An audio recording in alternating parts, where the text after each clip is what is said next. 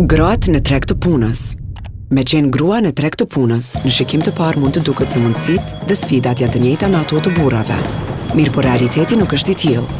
Grave me fillim ju ndohen karta jo të favorshme, që nga puna pa paguar, mungesa e orareve fleksibile, e deri te pasiguria në punë. Gratë përballen me një sër sfida që ndikojnë negativisht në jetën e tyre të përditshme dhe në mundësitë për zhvillim profesional. Ngacmimi seksual është një ndër sfidat që është raportuar shpesh. E 27% e grave në treg të punës kanë pasur kërkesa të drejtpërdrejta për favore seksuale në këmbim të promovimit. Shumica e tyre nuk i raportojnë këto raste për shkak të frikës nga pasojat për familjen, 68.7%, humbja e punës, 67%, dhe stigmatizimi, 40.3%. Tanzania është një prej situatave më të shpeshta ku gratë diskriminohen, qoftë përmes largimit nga puna, mos zgjatjes së kontratës apo marginalizimit në detyra.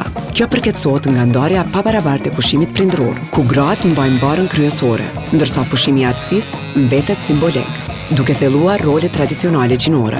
E gratë që i përkasin komunitetit të rom, ashkali dhe egjiptian, LGBTQIA+, diskriminohen shumë fish.